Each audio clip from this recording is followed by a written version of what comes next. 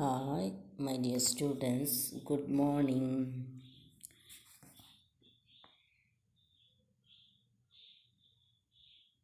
Let me take today's class with the question answer of the poem My Last Duchess by Robert Browning. Previous two classes we already discussed about what is the poem. Give the explanation of the line by line explanation of the poem. Okay. Now we look at the question and answers. Answer the following questions into 2 or 3 sentences. I gave commands, then all smiles stopped together. Explain. Who speaks this? അത് ഞാൻ ചോദിക്കുന്നതാണ്, ബുക്കിലെ question അല്ല.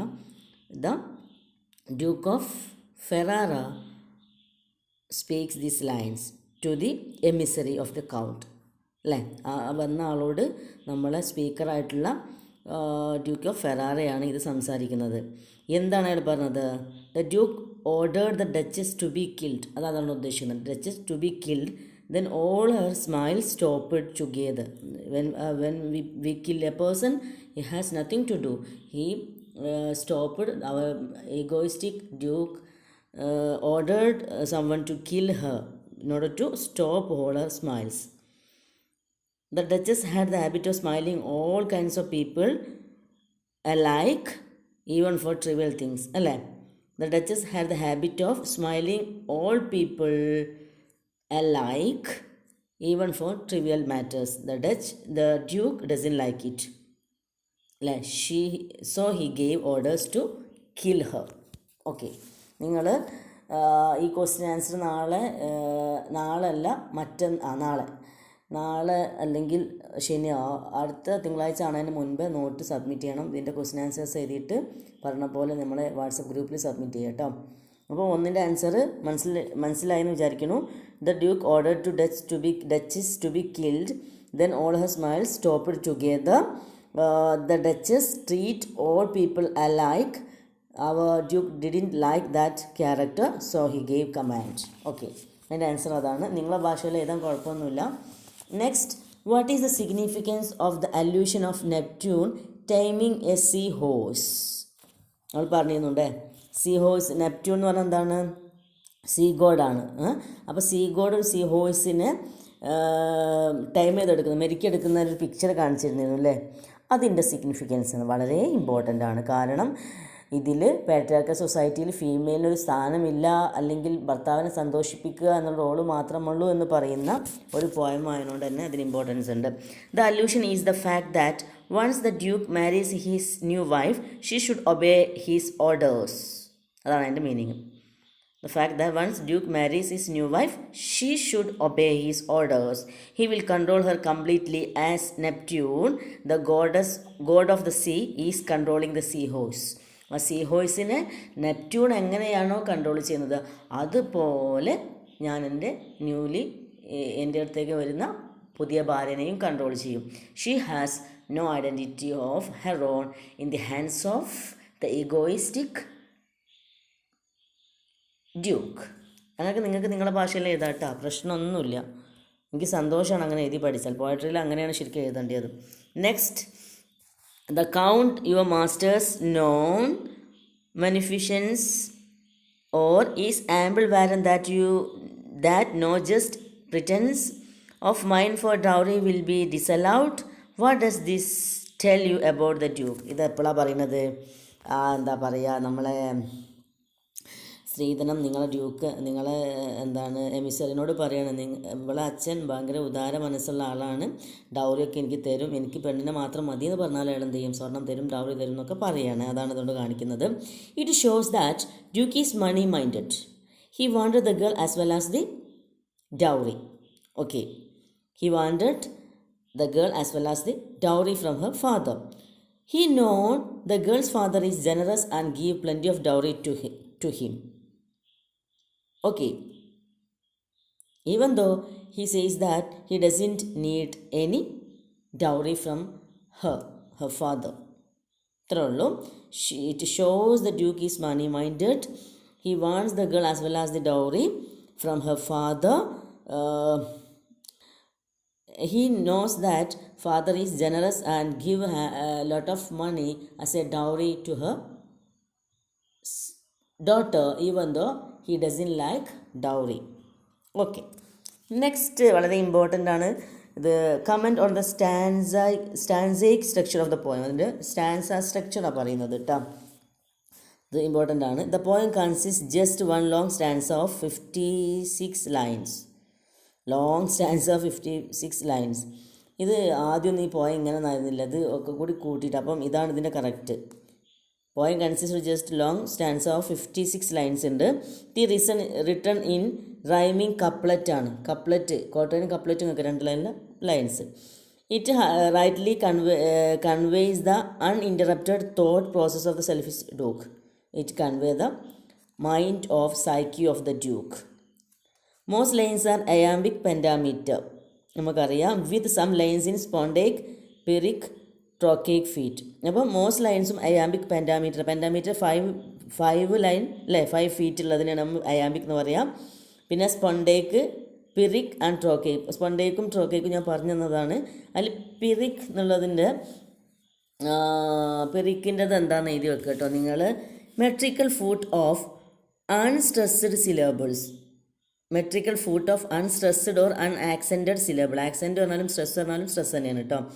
Metrical foot means മീറ്ററുള്ള foot. Metrical foot of unstressed സിലബിൾസിനെയാണ് pyrrhic എന്നുള്ള term കൊണ്ട് അറിയപ്പെടുക. പെൻഡാമീറ്റർ ആണ് മോസ്റ്റ് ഓഫ് ദി ലൈൻസ്. പിന്നെ സ്പോണ്ടേക്ക് ഉണ്ട്, പിറിക് ഉണ്ട്, ട്രോക്കേക്ക് ഫീറ്റ് ഉണ്ട്. ഓർത്ത് വെക്കുക. 56 ലൈൻസുള്ള ലോങ് സ്റ്റാൻസാസ് ആണ്. റിട്ടൺ ഇൻ റൈമിങ് കപ്ലറ്റ് ആണ് അടുത്ത പോയിന്റ്. പിന്നെന്താണ്, it shows the psyche of the egoistic Duke.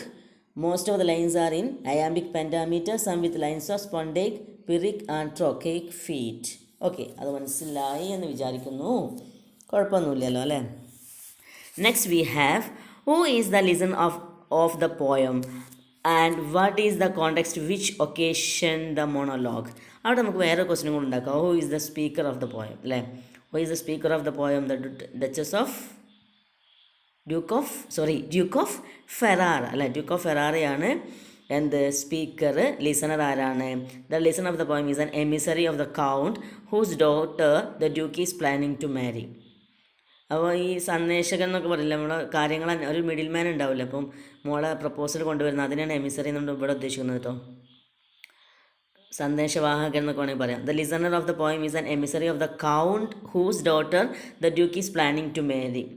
The emissary is the leader of a group of people that have come to negotiate the proposed marriage. ഒരുപാട് ആൾക്കാരുണ്ട്, അതിൽ ഒരാൾ മാത്രമാണ് എമിസറി. എമിസറി is the leader of the group of people that have come to negotiate the proposed marriage.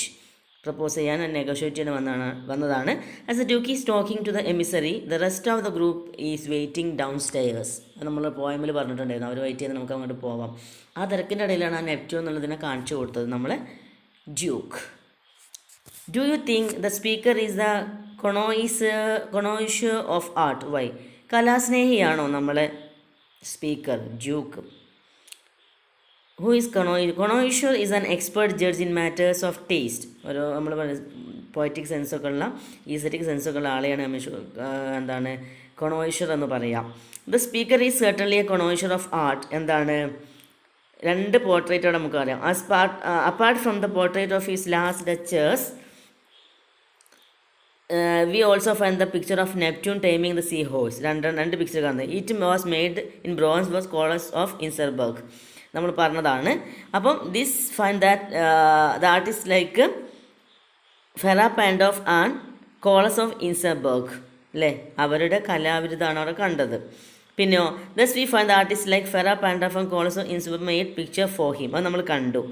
അപ്പം അവർ രണ്ടാളുടെയും pictures അവിടെ ഉള്ളതുകൊണ്ട് തന്നെ ഇയാളൊരു കലാസ്നേഹിയാണ്, അല്ലെങ്കിൽ കലയെ സ്നേഹിക്കുന്ന വ്യക്തിയാണ് എന്ന് നമുക്ക് പറയാൻ പറ്റും.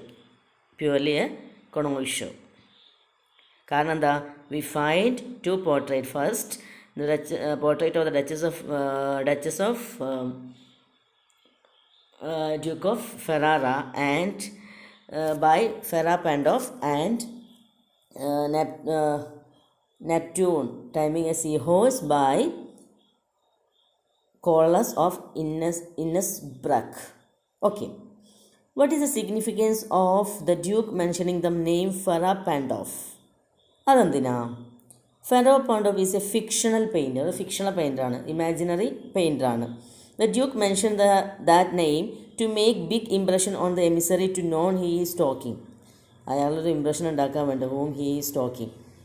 Impression on the emissary to whom he is talking. ഒരു ഇംപ്രഷൻ, ഞാൻ ഭയങ്കര അങ്ങനത്തെ കാര്യങ്ങളൊക്കെ ശ്രദ്ധിക്കുന്ന ആളാണ് എന്നൊക്കെ പറയാനൊരു അവൾ പറയുന്നത് പൊങ്ങച്ചത്തിന് വേണ്ടിയിട്ട് പറഞ്ഞതാണ്. He talk as if Fra Pandolf is a great painter like Leonardo da Vinci and Michelangelo. ഒരു സ്പെല്ലിംഗാണ് പറഞ്ഞുതരാം. Leonardo LEONARDO, LEONARDO, Leonardo DA, small letter DA Vinci VINCI, Leonardo da Vinci എന്നാണ് പറയുക, da Vinci and Michelangelo, MICHAEL, Angelo ANGELO, MICHAELANGELO. അവരൊക്കെ പോലെയുള്ള great പെയിൻറ്ററാണ് ferro പാൻഡോവ് എന്ന് വരുത്തി തീർക്കാൻ വേണ്ടിയിട്ടാണ് അത് പറഞ്ഞത്. Next question. It was all one. What was all one? അത് നമ്മൾ പറഞ്ഞിരുന്നല്ലോ അല്ലേ. എന്താണ്? The costly present duke gave her which she wore on her chest. അത് first one. The gift given by the duke husband. Second one, the sun setting in the west അല്ലേ. Sun setting in the west രണ്ടാമത്തെ കാര്യം. എന്നല്ല അങ്ങനെ 1, 2 തന്നെ പറഞ്ഞിരുന്നു. The branch of cherries from the orchid. Then the white moon she road. ഈ 4 കാര്യങ്ങൾ. All these were treated alike by her. It was all for same. Okay, അതാണ് അതിൻ്റെ answer. Discuss the significance of the title my last duchess. വളരെ important ആയ question ആണ്. Significance of the test എന്താ? അതിന് significance എന്താ? First, the emphasis the title is placed both on the words my and last അല്ലേ. My എന്ന് പറഞ്ഞാൽ my shows that the Duke clearly feels ownership of his dead wife. അയാളുടെ possessiveness കാണിക്കും. Ownership എന്നല്ല അവിടെ പൊസീവ്നെസ്. അവൻ്റെ possessiveness അവിടെ കാണാൻ പറ്റും. My. The last is also emphasise because the duchess is dead. അത് അവൻ്റെതാണെങ്കിൽ പോലും അത് മരിച്ചു അല്ലെങ്കിൽ ഡെഡാണ് എന്നുള്ളത് അതിൽ കാണിക്കുന്നുണ്ട്. Not only that the duke is now looking for a new wife. He speaks about his last wife so elaborately that his new wife will be careful to avoid the mistake of the earlier. ഇപ്പോഴത്തെ വൈഫിൻ്റെ പ്രശ്നങ്ങളൊന്നും ഉണ്ടാകാൻ പാടില്ല.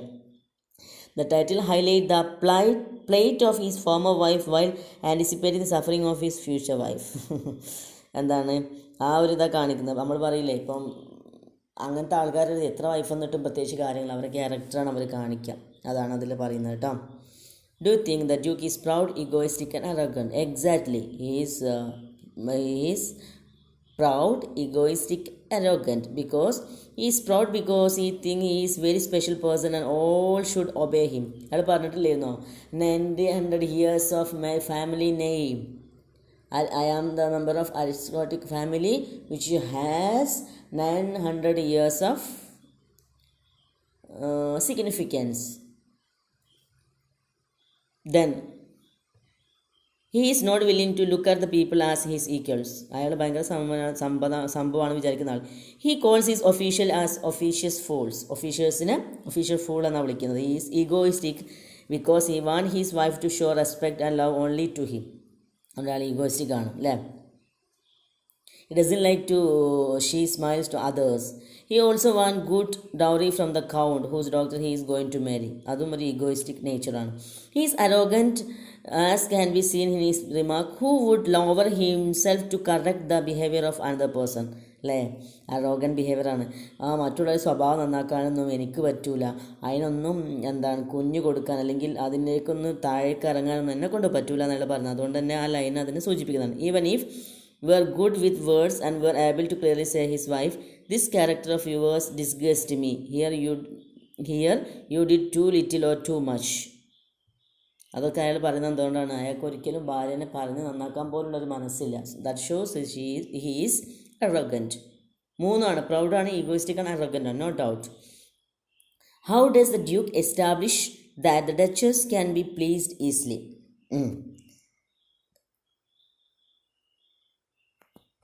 അതെന്തുകൊണ്ടാണ്?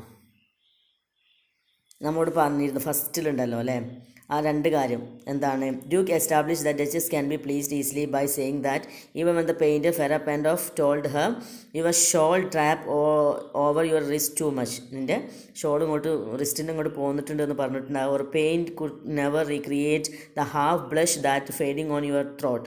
ഇതാണ് കേട്ടോ അവൾ പെട്ടെന്ന് ഇമ്പ്രസ്ഡ് ആവാന്ന് കാണിക്കുന്നതിൻ്റെ എക്സാമ്പിൾ. പിന്നെ മറ്റേതുണ്ടല്ലോ ഗിഫ്റ്റ് കൊടുക്കുന്നതൊക്കെ എന്താണ്? അവൾ എല്ലാവരും ഒരുപോലെ ട്രീറ്റ് ചെയ്യുക എന്നുള്ളതിൻ്റെ എക്സാമ്പിളാണ്. അവൾ പെട്ടെന്ന് ഹാപ്പി ആവും എന്നുള്ളതിൻ്റെ എക്സാമ്പിൾ ഇതാണ് കേട്ടോ. When the painter Farapandov told, your shawl drap over your wrist too much, or paint could not recreate the faint half blush that fading on your throat. The Duchess was happy and she blessed. She treat everyone alike. She became so happy with trivial things, small things. പിന്നെ ഇതും കൂടെ വേണമെങ്കിൽ കൂട്ടാം. The costly present gave her she wore at her chest the sun setting in the west the branch of cherries. പിന്നെ the white mule she rode on the terrace. ഇതും വേണമെങ്കിൽ നമുക്ക് കൂട്ടാം. പക്ഷേ ഫസ്റ്റ് നമ്മൾ കൊടുക്കേണ്ടത് ആ പെയിൻറ്റിങ്ങിൽ ഫെറാപാൻഡോവ് പറഞ്ഞ രണ്ട് കാര്യങ്ങളാണ്. ഇതും കൂടെ കൂട്ടിയാൽ പാരഗ്രാഫ് ആകുമ്പോൾ അതും കൂടെ വേണമെങ്കിൽ കൂട്ടാം. Next question we have, who had stopped the blame this sort of trifling? What does this tell you about the Duke? നമ്മൾ പറഞ്ഞ സംഭവം തന്നെയാണ്. അയാളെ എന്താണ് അരോഗൻ ബിഹേവിയറാണ് കാണിക്കുന്നത്. കാരണം he says he happy about his wife happy disposition, he says he is unhappy about his wife happy disposition. Wife എപ്പോഴും ഹാപ്പിയാണ്, നമ്മളെ ഹാപ്പി ആവല്ലേ വേണ്ടിയത് ഭർത്താവ്. പക്ഷെ നേരെ ഓപ്പോസിറ്റ് അയാളെ അൺഹാപ്പി ആവുക ചെയ്യുന്നത്. She thanked people when they did some small favour to her. When the painter ഫെറാപാൻഡോവ് ടോൾഡ്, ആ രണ്ട് കാര്യം എഴുതുക, മറ്റേ 4 കാര്യങ്ങൾ എഴുതിയാൽ അതിൻ്റെ ആൻസറായി. What idea does the point give you about the position of women in Victorian age? എന്താണ്? Position of woman is mere property in the hands of male. In the patriarchal society, female are mere puppet in the hands of male. They have only right to please her husband.